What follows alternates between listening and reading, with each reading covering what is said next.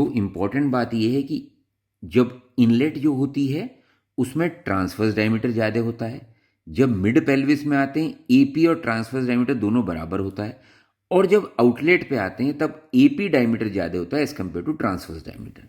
तो जो pelvic inlet है उसमें सबसे इंपॉर्टेंट बात यह कि उसका जो ट्रांसवर्स डायमीटर है वो सबसे ज़्यादा होता है, दैट इज 13.7 मीटर। तो बच्चा शुरू में ट्रांसवर्स ही होगा, उसका जो हेड होगा इस तरीके से होगा। ठीक है, जब fetal head typically enters the pelvic orientation at transverse position in keeping with the wider transverse diameter. बस mid pelvis, it is also known as mid cavity. इसको में जो इंपॉर्टेंट बात है, जो लिवेटर एनाई मसल आती है, जो पेल्विक फ्लोर बनाती है, वो बहुत इंपॉर्टेंट है। मिड पेल्विस ऑलमोस्ट राउंड होता है, ट्रांसवर्स और एम्पीडायमीटर्स का दोनों का 12 सेंटीमीटर होता है।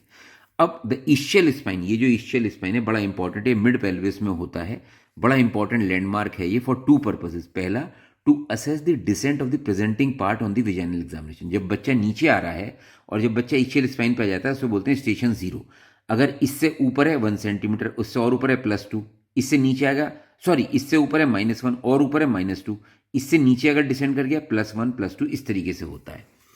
To provide a local anaesthetic pudendal nerve block, the pudendal nerve passes behind and below the ischial spine. इसके नीचे को जाती है तो पुडेंटल नर्व आप को कर सकते हैं nerve block by using a vacuum और फोर्सेप्स डिलीवरी।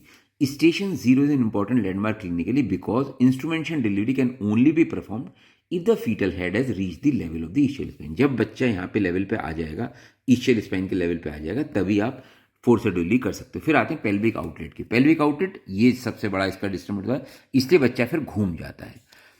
ठीक है जी।